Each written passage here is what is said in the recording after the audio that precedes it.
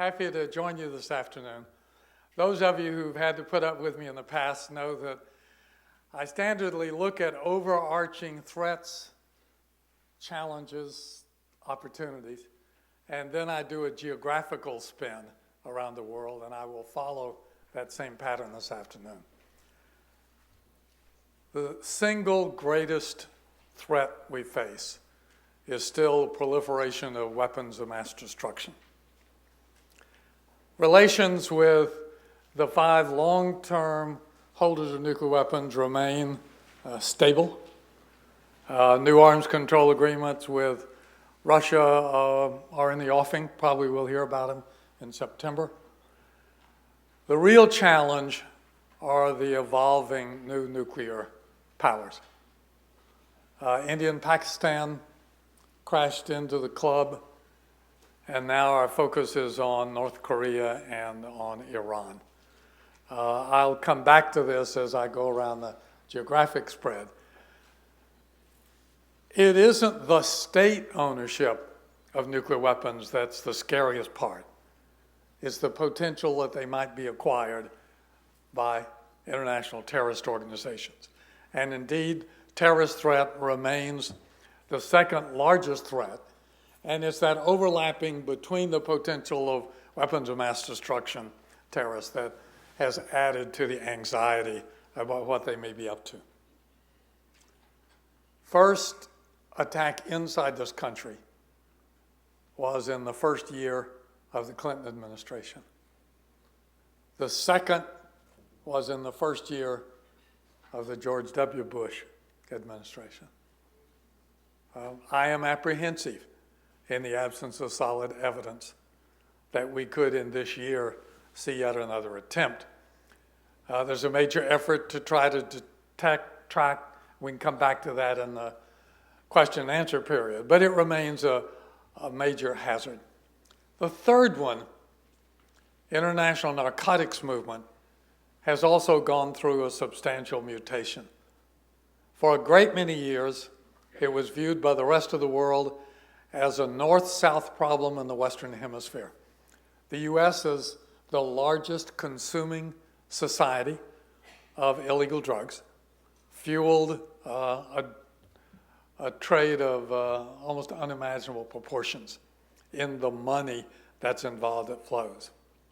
About 10 years ago, the international criminal syndicates, examining all that, concluded that there were underserved markets where they could get into this lucrative business.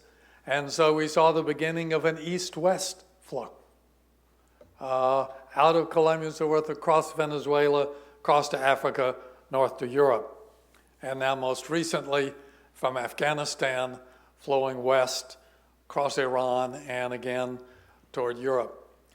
Now, the only good news of all of that is that much of the rest of the world who considered this really just a U.S. problem now see it as a global problem as they find their own societies increasingly impacted.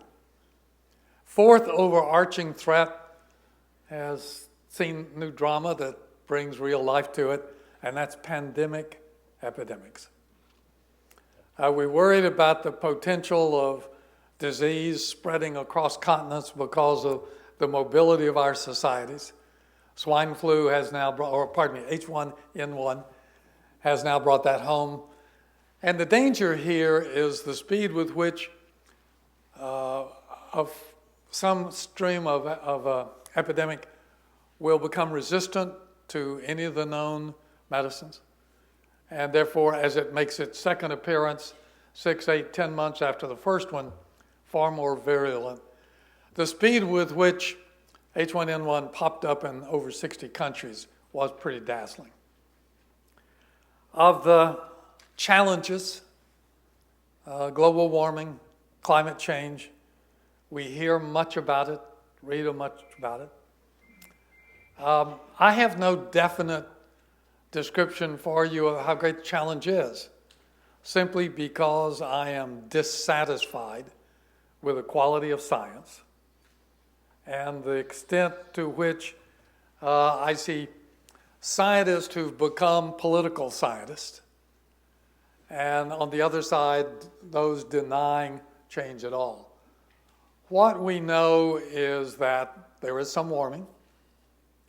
There is an increase in greenhouse gases. That also has a side benefit, often in improving agricultural productivity in the areas where there's plenty of water. But 67% of the Earth's surface is covered by oceans. And there has been very little satisfactory science developed on what do the oceans do in absorbing and the rest of it in the process. To what degree does that offset what we see?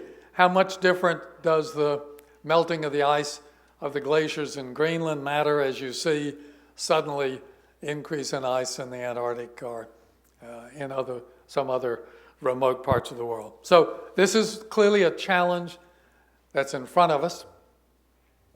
Here I would appeal to my understanding of the Hippocratic Oath for the medical profession, do no harm. And as the government sets out to try to be visible doing something, that I hope there is a careful measurement in what they do, that we do not end up doing more harm than the greenhouse gases. The change that I have followed with intense interest over the last 20 years has been in the economic side. And here I have viewed it largely as an opportunity.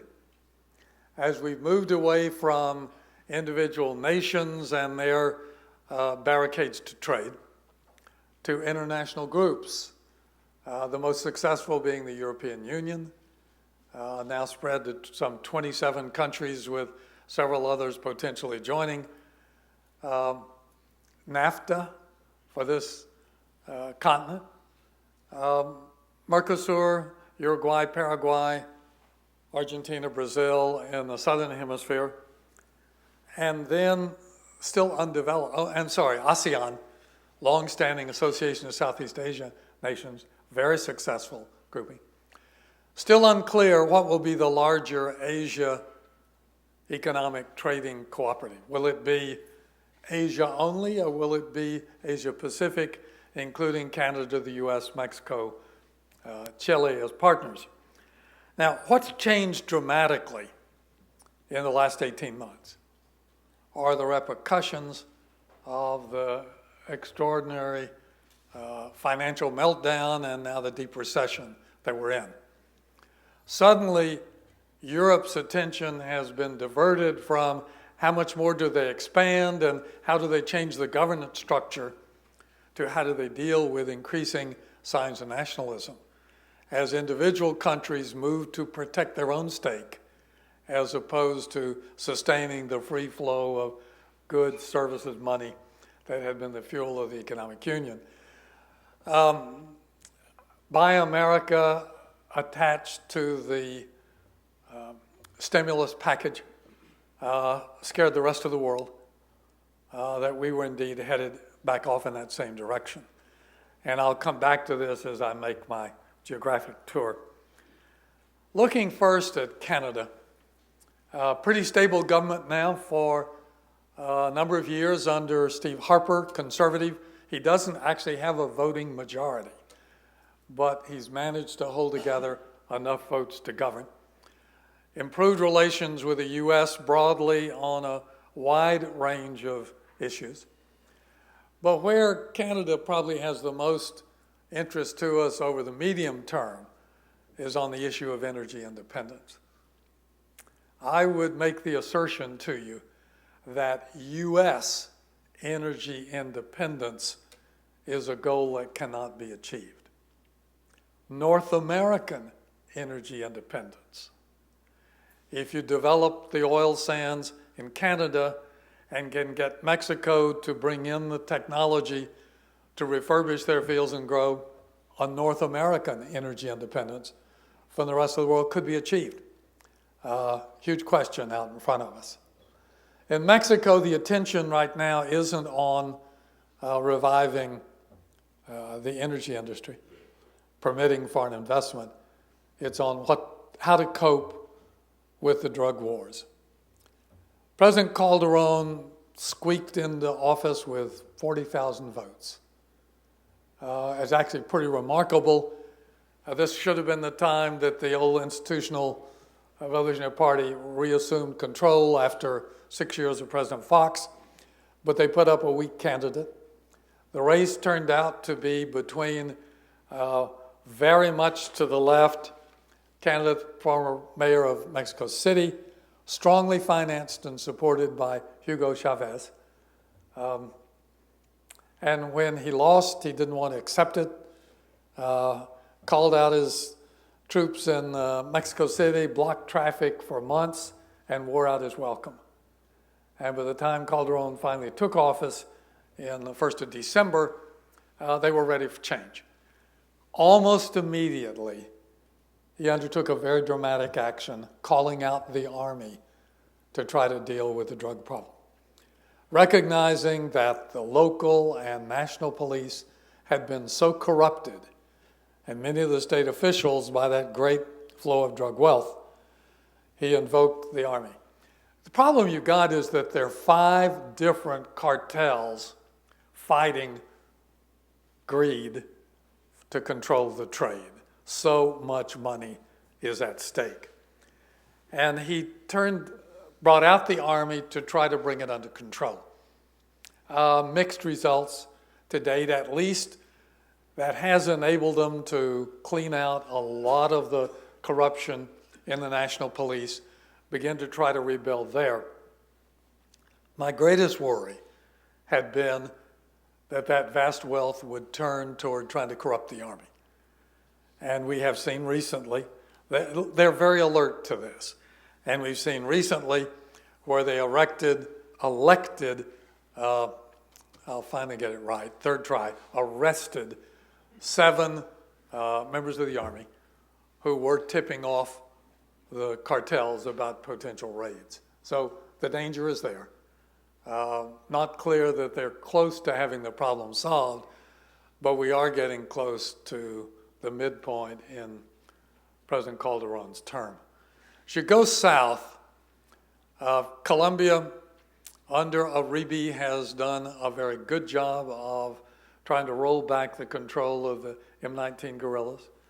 They continue to get much of their support from Venezuela, and most of the arms flow across Venezuela that sustain them. But they've had a lot of defections in the past 2 years. So they're not as strong as they were even 4 years ago. But as you look more broadly, Brazil is a success story. Chile is a success story. Beyond that, lots of big question marks. In Chile, President Bachelet is the 3rd president now elected after Pinochet. First was conservative. The last 2 have been to the left of center. But she's continued, President Bachelet has continued support for the free market process. Chile remains a good place to do business, and they're getting through this current recession in pretty good shape. In Brazil, those of you who listened to me a few years ago when Lula da Silva was running for office, that'll be now, 6 years ago, I was wringing my hands about this long-term leftist labor leader and what was going to happen to Brazil. Well, it turns out he has been more effective at implementing the free market policies of his predecessors than they ever were. And Brazil is now seeing a long period of sustained growth. Even in this current downturn, they're going to grow somewhere 3.5%, 4% this year in the process. And increasingly, Lula da Silva has been willing to begin to try to offset the influence of Hugo Chavez in the rest of Latin America. The closest adherents to Chavez, success in electing the president in Bolivia, success in Ecuador, barely missed in Peru, and of course, obviously, close to the Castro brothers in Cuba. With success at the ballot box, mostly the peasantry, Chavez has steadily accumulated power. It has all the trappings of a dictatorship. He's there if he wants to stay for life. The only promising news I have to offer you about Venezuela is that there's pretty good evidence that he and his extended family have moved a vast amount of money offshore into accounts in the Caymans, the Bahamas, and Switzerland. So they obviously aren't planning to stay there forever. In going across the South Atlantic, we've now had another transition of power in South Africa. This, the third election since apartheid came to its end. You had a remarkable 5 years that brought about by, suddenly again, you can see the age sign, I'm grasping for names, Mandela. I think history is going to card Mandela a great place for his moving from 20 some odd years in prison to a peaceful transition and a government that was amazingly absent of corruption. His principal deputy, Mbeki, did a decent job his first term, but it began to go downhill in his second term. Part of the problem was his relying on a health minister whose public announcements were that the treatment for HIV/AIDS were beetroot and ginger. I'm serious in the process. And that led to a vast increase in spread of disease, major impact on much of the professional staff, the teachers, the staff people who became infected in larger numbers. Zuma, who is the newly elected president, is a populist, noted for his multiple wives and for his deep involvement in corruption over a long period of time.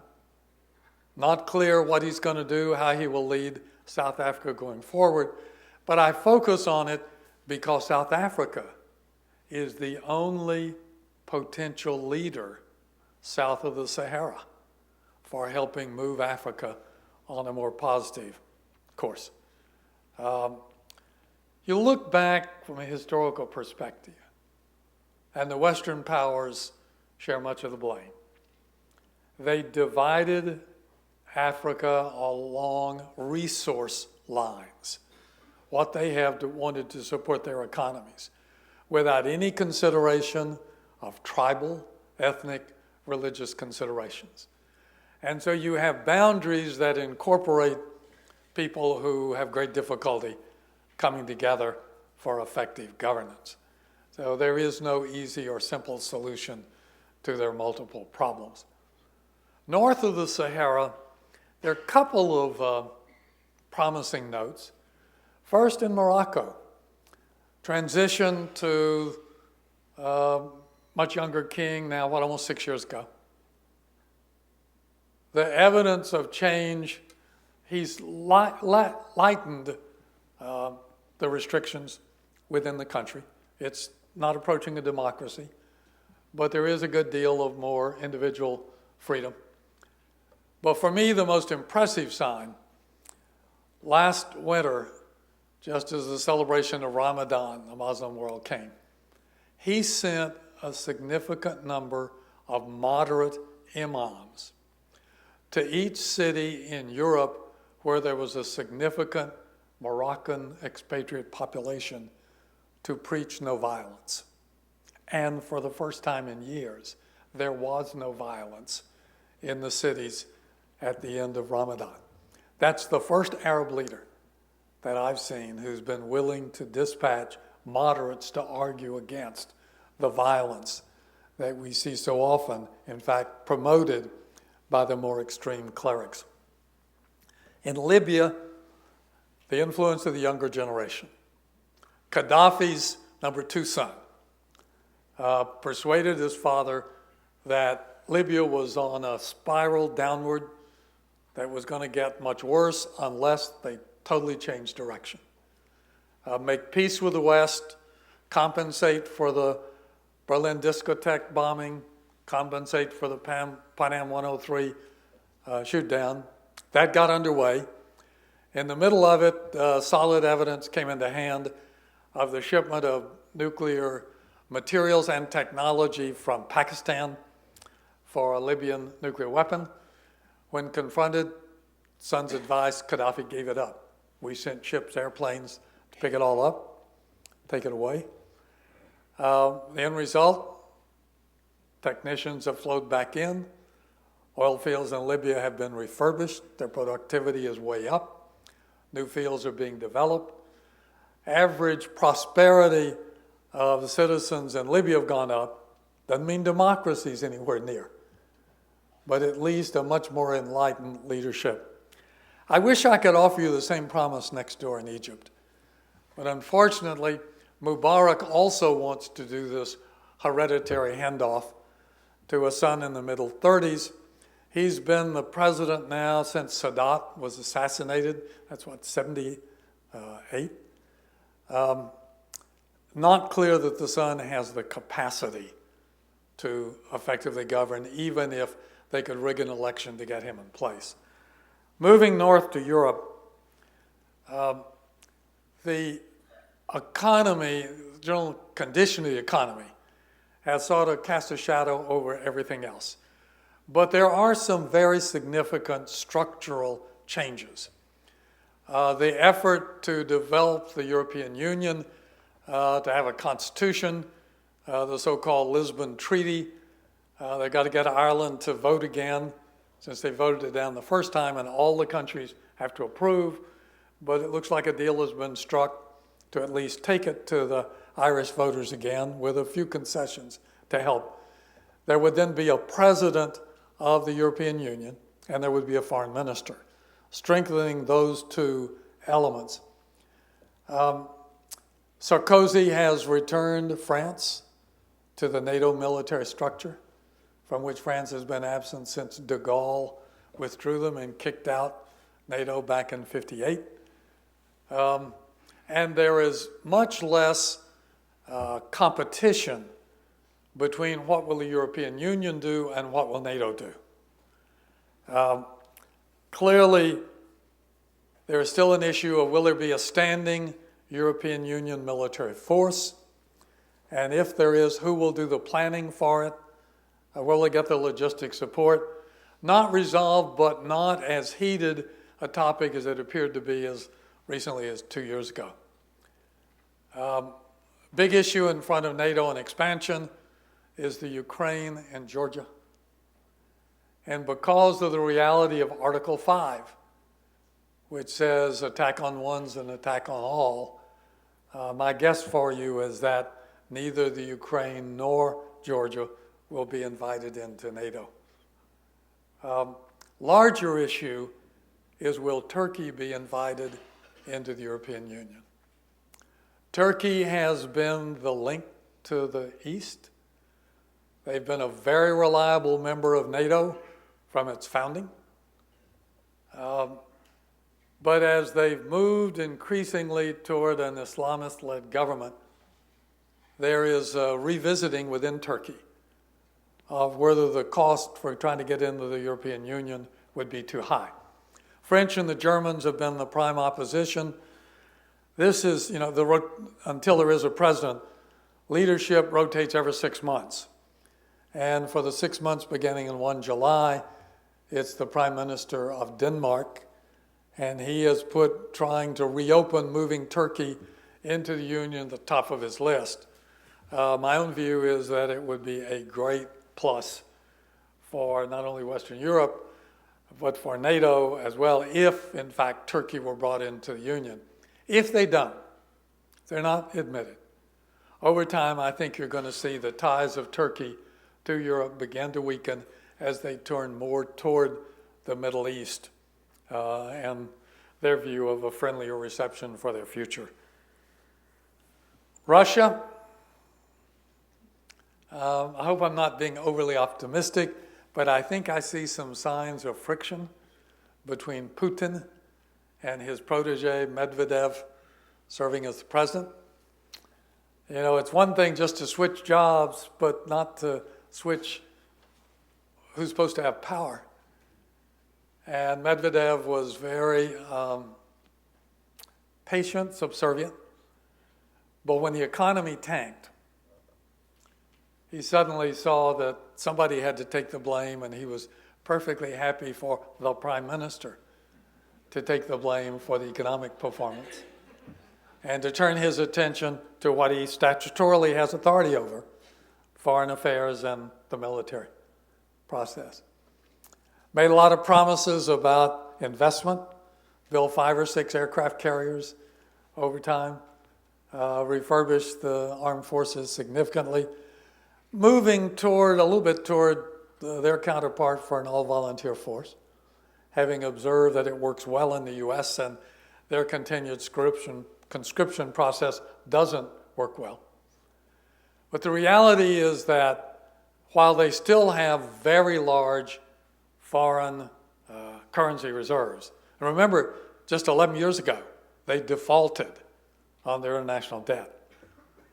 The great run-up of oil, hugely beneficial. Putin very successfully reasserted state control over virtually all of the oil industry, all the energy industries in the process. But you begin to see the real impact of the drop in prices. When Gazprom has recently announced that they have postponed building the major pipeline from Siberia down to China, eager to be a dedicated customer, they're focused on trying to make sure that there isn't an alternate path to Europe from the Central Asian nations that would reduce European dependence on Russian gas. The trip into Georgia had multiple purposes, but likely one of those was they went in and sat right on the pipeline that went through Azerbaijan, across Georgia, into Turkey for shipment, and it's through that same locale that the prospective new pipeline that would have gone from Kazakhstan, Kyrgyzstan, across the same path under the Caspian, and then under the Black Sea into Bulgaria, bypassing Russia entirely. It's been much harder to raise the money to build that pipeline since Russia parked over the site with a clear sign that it could be very vulnerable even if the many billions were spent to build it. I think you will see a pretty warm welcome for President Obama when he goes for his visit.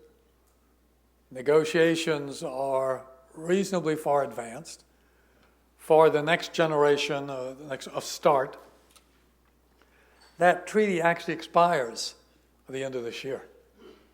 So if there is going to be an agreement to replace it, it's time to get it in place.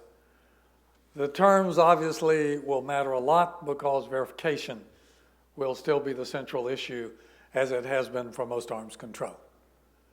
But probably the biggest rabbit that's out there to be pulled out of a hat would be revising the idea of a ballistic missile defense system aimed against a potential Iranian threat. Instead of radars in Czechoslovakia or Czech Republic and the missiles in Poland, to integrate with sites in Russia and maybe Azerbaijan along with the Czech Republic, and to have Russia as an actual player in the ballistic missile defense. Makes some people nervous. On the other hand, it removes the fear that this is really not really aimed at Iran, but is aimed at weakening Russia's continued deterrence. I suspect as I still do, I have trouble going back and forth between Soviet Union and Russia, and I'll just simply tell you how many years I spent in the middle of the Cold War. China remains a fascinating place to watch. Next leadership change is due in 2012. We should have seen in 2007 who the likely successor would be. It is still not clear. There's still rivalries between President Yu and his predecessor, Jiang. Those who left China at the time of Tiananmen, who came to the U.S., a number of them are pretty successful in the investment banking world and real estate in New York and Los Angeles, still want to go back. They think the window of change is going to be between 2012 and 2017. They base that on the expanding middle class, which right now is the main prop for letting the Communist Party continue to dominate political control, that they will increasingly want some role in governance. Now, I can't sort out whether that's just optimism on their part about when they may see an opportunity to go back, or whether it's an accurate measure of the change. But what I am confident on is that as the Chinese leadership worries about avoiding chaos, the current financial stress, they want to see that middle class continue to expand. And the heart of that middle class ability to expand is access to the U.S. marketplace. Our own economy is deeply intertwined because the reality that the Chinese are the largest holder of U.S. treasuries. Part of it is they don't have any better place to go park that great wealth they earn at the U.S. market. But if they believed they were being deprived, the barriers were going up, they would find other places to move that wealth in the process. And they would deploy it pretty quickly, looking at anything that would let their economy continue to expand and to grow the middle class. They worry much less about the workers. They're not the ones who potentially could lead political change. Japan, about to go through what could be a very traumatic change, except for 11 months, ever since the early 50s, the LDP has governed in Japan. They lost the upper house last year, and they're at the edge of losing an election that's got to be called before next year and lose control of the lower house. Now, the Democratic Party, which would purportedly put together coalition government, is not in great shakes itself. The leadership has been shaken because two of the assistants of the current leader, Ozawa, were caught taking money from political contributions from industry, which was the long-term game in the LDP. They're simply getting on that same gravy train to support their political activities. The LDP has been a very staunch ally for the U.S., very strongly holding to the Mutual Defense Agreement. Not clear that the LDP would be similarly dedicated. But as you look at that change, what you have to watch closely is what's happening on the Korean Peninsula. South Korea's economy continues to do better than most in this economic turmoil. But increasingly, when you test how do the South Koreans feel about the North, they are not eager for reunification. They saw how much it cost West Germany to absorb East Germany. And they're worried that the price tag would be even higher and that it would be a major disruption on their own economy. Whether that prospect of any kind of reunification is going to appear is obviously a big question mark right now. I believe the evidence is solid that there is a transition underway in North Korea of the military leadership. Most of the leaders, some were still a holdover from Kim Il-sung. The others were put into their position as the successors by Kim Jong-il.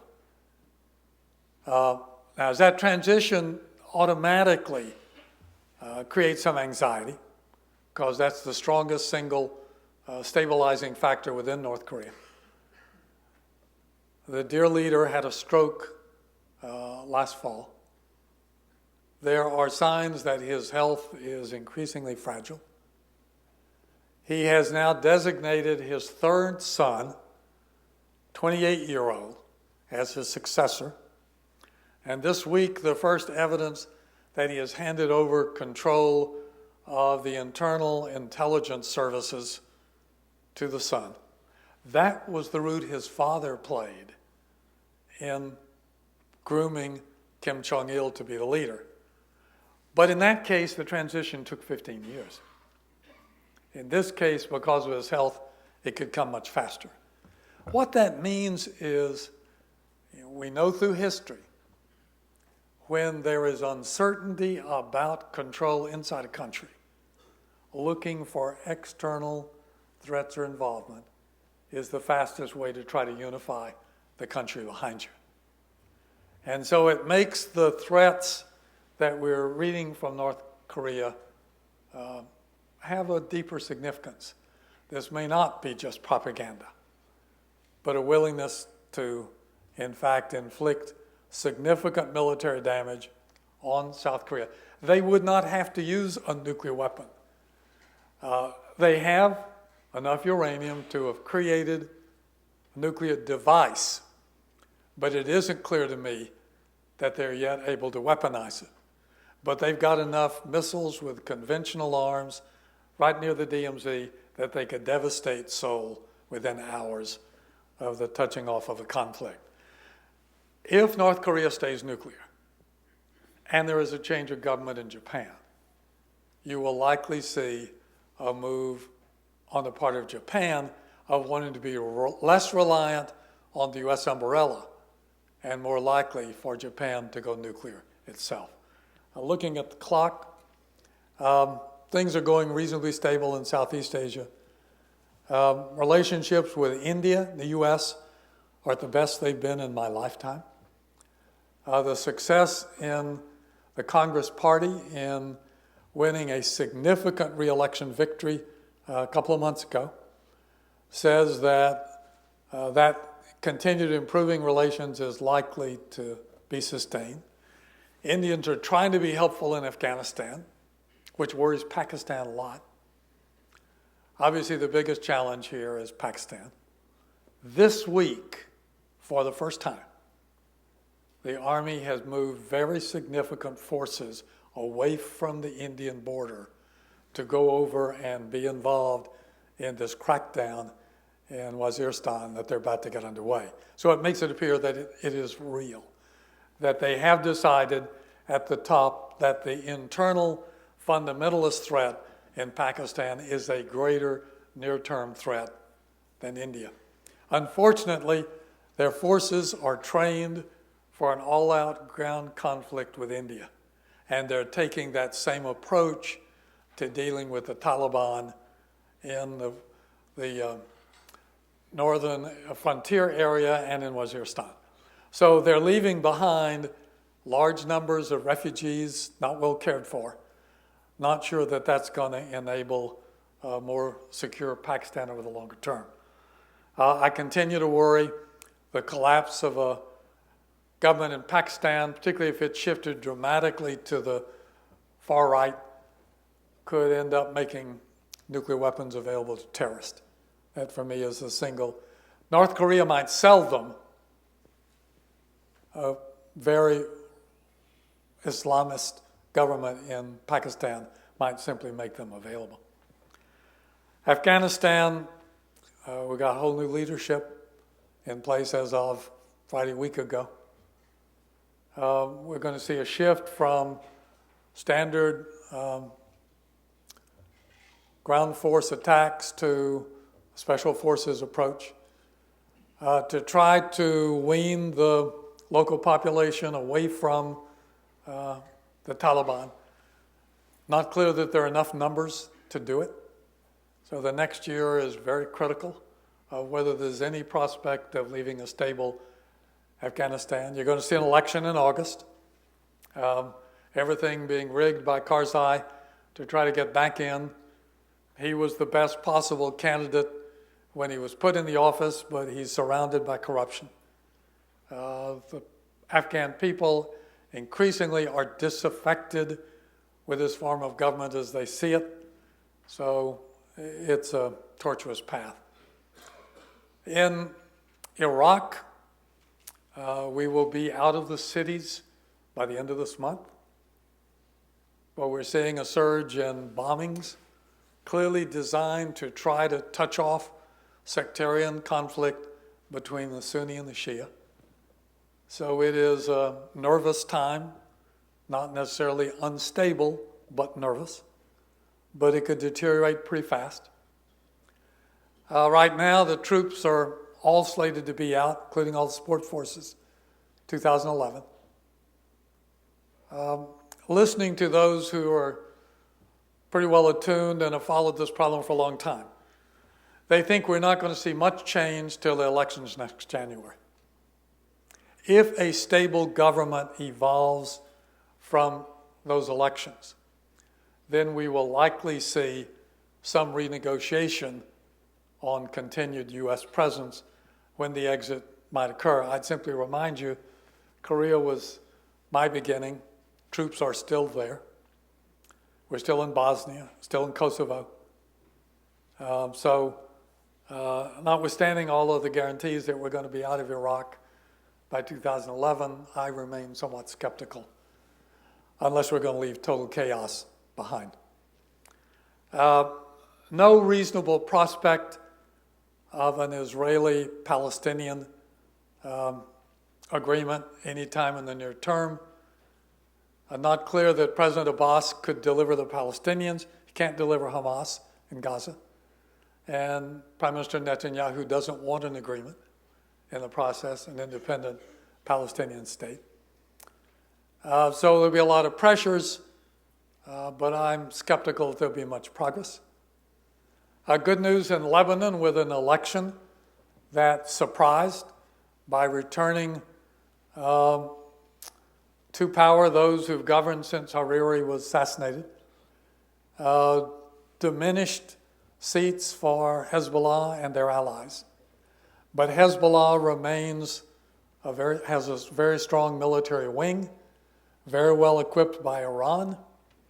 And the big issue is what over time happens to that military force.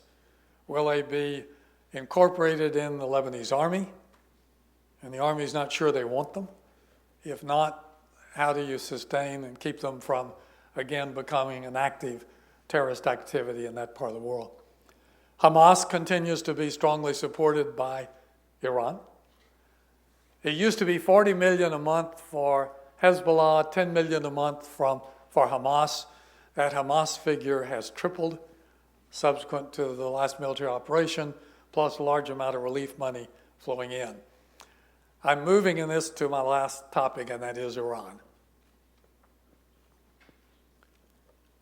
The Iranian Revolutionary Guards, deeply involved in training and equipping Hezbollah in Lebanon, in training and equipping Hamas in Gaza, heavily involved in the provision of explosive devices that have generated more than half of our casualties in Iraq, now engaged in providing explosive devices to the Taliban in Afghanistan, leaping over the Shia-Sunni differences. There is some evidence, not as comprehensive, that they're also involved in the drug trafficking that flows from Afghanistan across toward Western Europe.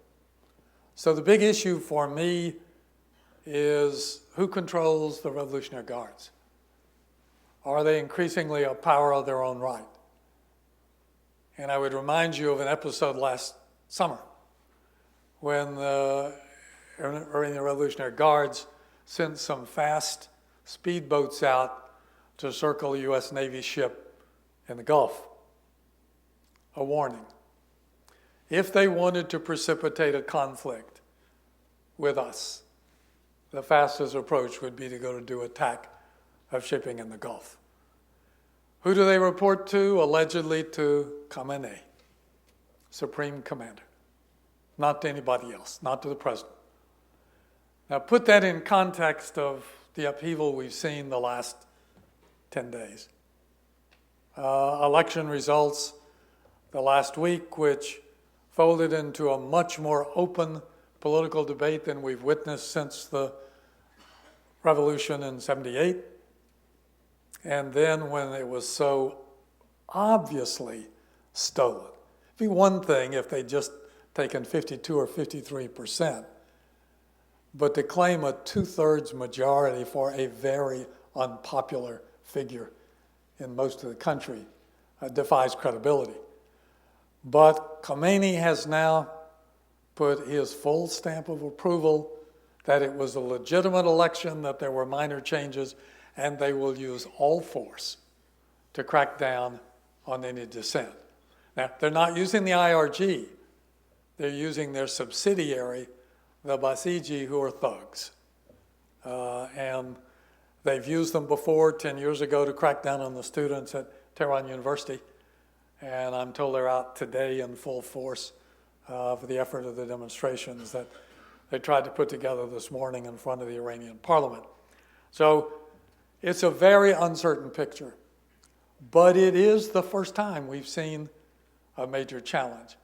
Figure to watch for is former President Ayatollah Rafsanjani. He was very close to Khomeini, was elected president, served 2 terms, got extraordinarily wealthy during those 2 terms. That's the prime detriment to his influence because the corruption was so obvious. He's now the chairman of the 2 councils, Guardian Council that on one hand validates the vote, but on the more important one, the one who decides who should be the supreme leader. He's been in Qom the last week trying to generate support from enough Ayatollahs to in fact vote out the incumbent. He needs about 45 votes. He's got 20, 25 at this point in time.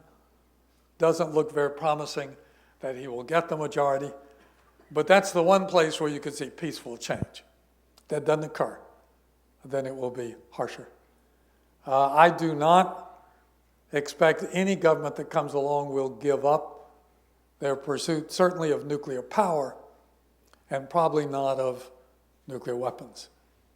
They're close and they want to have them, not to give them to terrorists, but to make sure that no other country uses military force to keep them pursuing their goal of creating a Shia caliphate. Iran, Iraq, south of Baghdad, Bahrain, the eastern provinces of Saudi Arabia, Jordan, the West Bank, southern Lebanon. Stay tuned. At that point, let me stop. I apologize, 5 minutes late, and turn to questions. Who would like to get them started? We got about 25 minutes still. Anybody willing to, where I left you confused? Yes, Steve. Can you discuss this administration's relationship with Cuba and what you perceive? Discuss administration's relationship with Cuba, where it's going to go. My answer will end up being very long-winded. Because here I got a surprise. I didn't think Fidel would hand over power till he'd die with the power. The fact that he handed it over his brother was a surprise. Even a greater surprise was to find that for 5 years before, Raul had been sending some of the brightest young colonels and brigadier generals abroad to study how other countries were improving their economies and growing. To his brother's unhappiness, he has made some significant changes. There are no longer black markets for agriculture. Farmers' markets now openly exist. You can have money, and you'll have to hide it in the mattress. But there's nothing approaching democracy. But there is change. My own view is that when the Soviet Union collapsed and stopped their 4 million a day subsidy, we should have immediately canceled the embargo and began flooding investment into Cuba so that we would have a major influence at the succession. That's what Chavez has done in the absence. So right now, on our current path, we have relatively little influence in sight. I believe we would be far better served to get rid of the embargo, to embark on significant investment in agricultural change. We're not going to dislodge their political structure until they're ready to change it. It's a Cuban issue, not one for us. But if we want to have influence on that, we need to be on the ground with significant impact on their economy. Not a popular view, particularly if I were to give that speech in South Florida. Yes, sir. Would you expand on your comments on terrorism in the United States this year, the risk of that? Questions expand on terrorism in the U.S. I know very little, so most of what I'm going to give you is pure speculation. But I watch signs. We've seen substantial concern focused on Minnesota of second-generation Somali youngsters being recruited to go to Somalia to be trained and to return. We've seen some of the same. We don't have all that many Yemeni refugees in this country, but there are some, and we've seen the same trend. So you worry about clearly focusing on immigrant communities in the U.S., trying to find second generation, third generation who consider that they're have-nots, and to recruit them and then to send them back as potential sleepers. Now that appears to be cold racial profiling, but it's based to some degree on what's happened in Britain, where it's the second and third generation Pakistanis that have been at the heart of the attacks over the last 4 years and the planning for several which were aborted. The most optimistic news is that there has been substantial success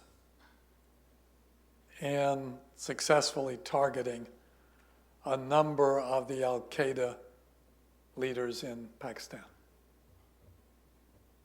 Can't get near the top two. Evidence that the number three really would like to get out of the job because he considers it too hazardous. And a number of the others, including two who were directly involved in planning attacks inside the U.S., have been eliminated. How much that will have disrupted, hard to say. I pose the questions and can't get a good answer. What is the strategy now in Al-Qaeda? How much of it is top-down planning to be implemented? How much of it is from decentralized activities, planning it and sending it up for approval and for money? My sense is that the latter has become the major danger in front of us, but I can't find hard evidence to prove it. My worry about something this year is purely looking at patterns in the absence of evidence. They understand clearly from the pattern of the previous attacks that in this long period we take to confirm new appointees, and every time you get the new one, then you go back and start planning all over again. Bush administration began looking at Al-Qaeda and what to do about it in late January 2001. And every time a new appointee was confirmed, the process would go back and start over. And they finally had the NSC meeting to lay out the future strategy and where to up the pressure on the 5th of September. 6 days before the attack. There was a hint. Yes, sir.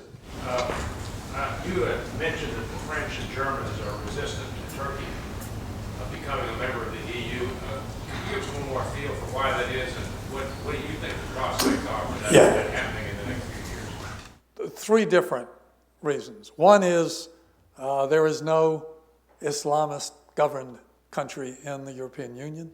They worry about that. Second, particularly Germany has a lot of Turkish nationals who've come. We're now second, third generation. They finally, this year, have begun to offer them citizenship. But for a long time, they were simply expatriates. They worry about the influence on that significant population. And the third one, Ataturk,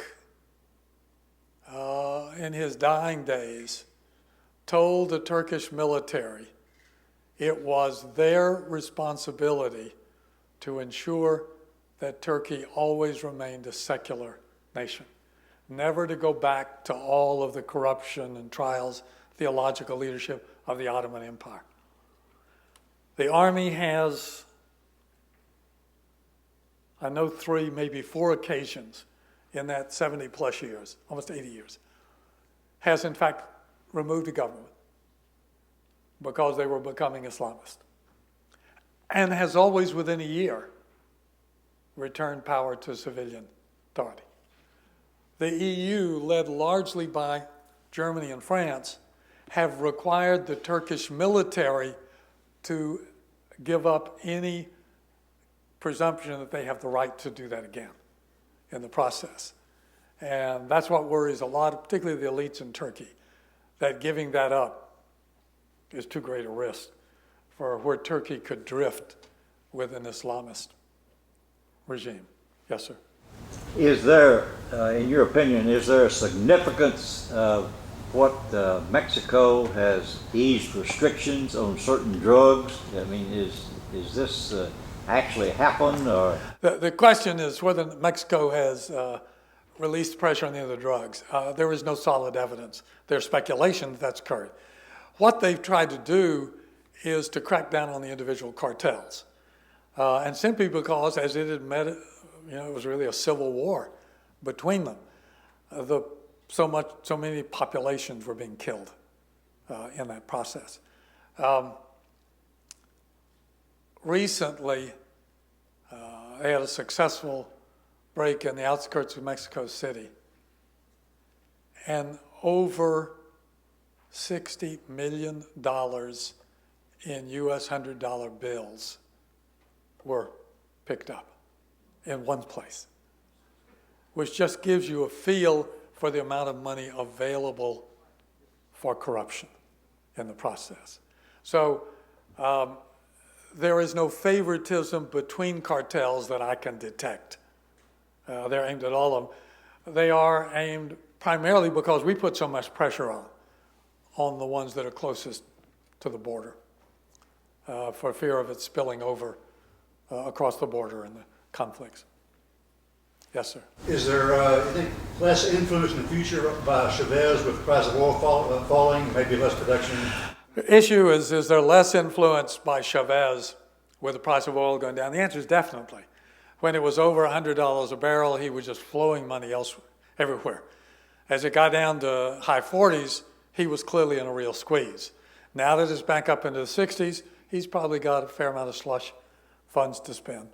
The issue is how he divides it between what he has to spend to continue to build his unilateral support inside Venezuela, and that's not inexpensive, particularly as he continues to take over whole industries to socialize them. That limits how much he's got to expend out.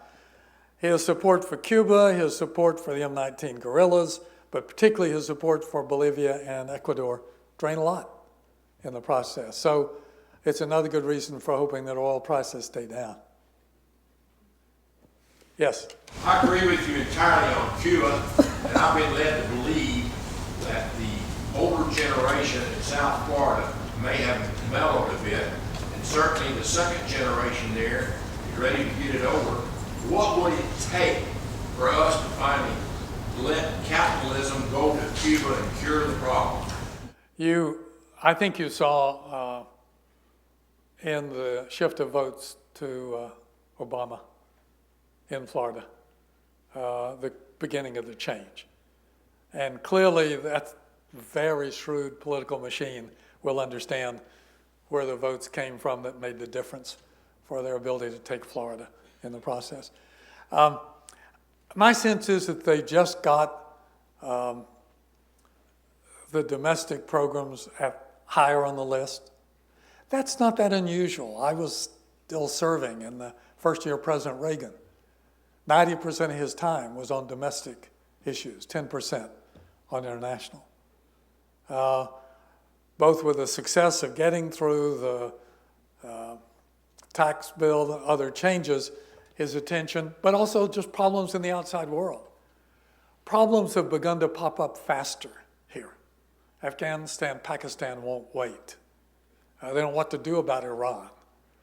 North Korea, what do you do about that ship that they're trailing now? Do you stop it and board it? And if so, what are the consequences in the process? Where does international law give you the right to do that, unless you can get the UN to show a little backbone and do a vote in the process? So all of those things, I think, simply impede getting on with solving the Cuban problem. If I had to bet, I'd say within a couple of years, we'll see the change. Happily, we're going to get some pretty good support from the agricultural lobbies to help bring about the change, because they see the prospect of a lot of good business and exports there. Yes? Questions, what about legalizing drugs? My problem, you probably could legalize marijuana without a dramatic impact, and it would have some impact on the money. The problem, my first exposure to the drug issue came from an aircraft carrier, serving on it in 1953, 52, where youngsters from the toughest parts of Los Angeles and Detroit sailed with a significant supply of marijuana. And when they got to the Far East and they'd used it up and they couldn't find any more, they moved to heroin. And they were addicted pretty fast. And then that led to, we'd had no real problems when they were smoking marijuana. When we went and they got hooked, and then all of the problems, then the violence picked up. So I have a lot of worries about the impact of legalizing. How can you create if we can't get enough peer pressure to stop the consumption broadly as it is, where's our optimism that if we legalized marijuana, that would be the boundary and that we wouldn't see significant exposure to our youngsters onto heroin, cocaine, the ones that we know have long-term severe impacts on the health, entirely aside from the violence that it. So I'm not persuaded that legalizing would get us out of this problem. It's somehow we have to dampen the enthusiasm to experiment and try. Why does China and Russia continue to drag their feet on North Korea and even to weak support North Korea? Question is, why do China and Russia continue to drag their feet on North Korea?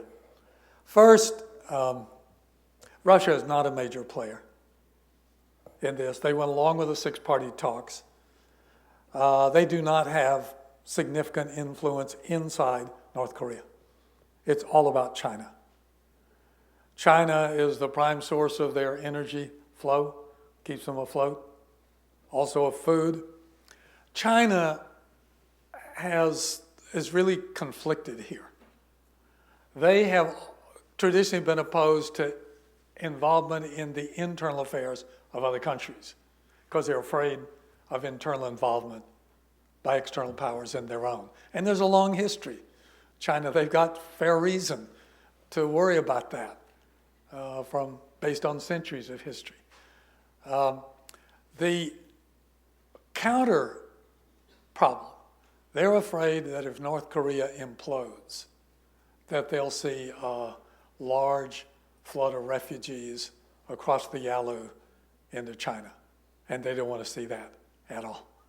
So that's what keeps them engaged. Here's a tough problem for the U.S. with a very different form of government, but with very deep economic ties. What position do we take with China?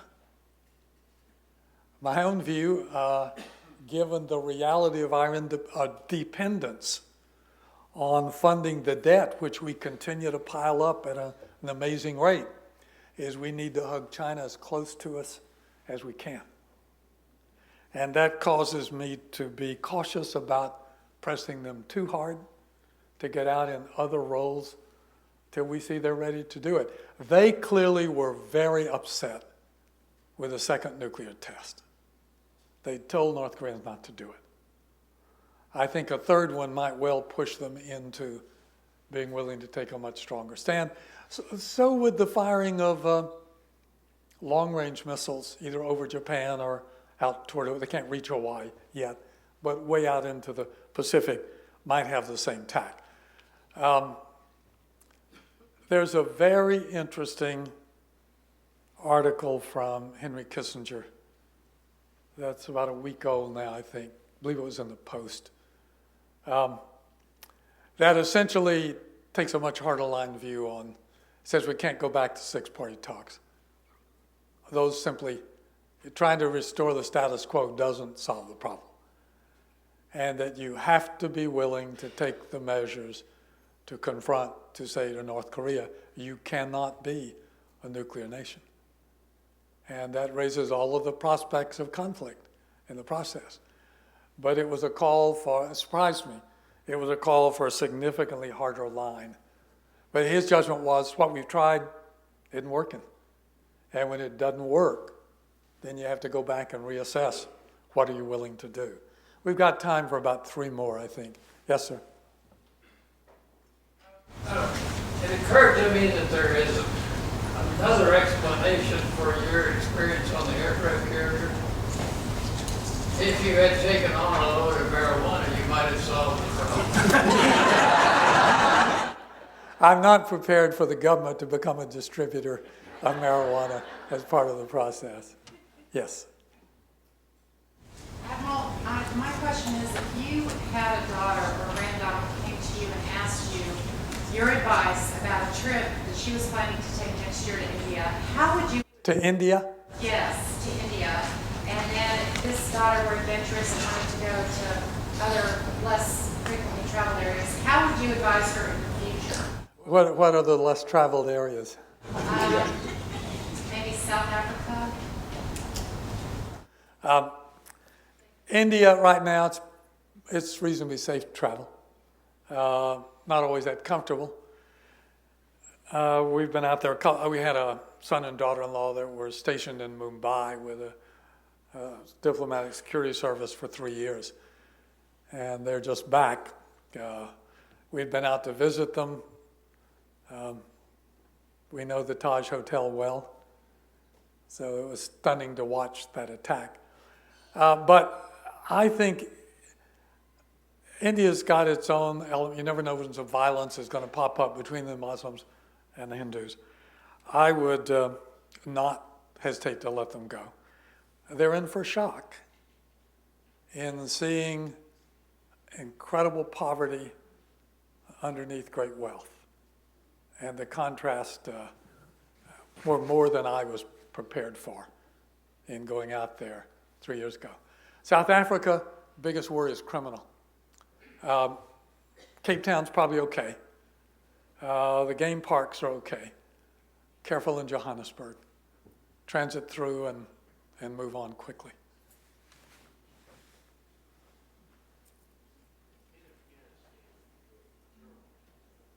Sorry, I can barely hear you. In Afghanistan, General Bristol taking over,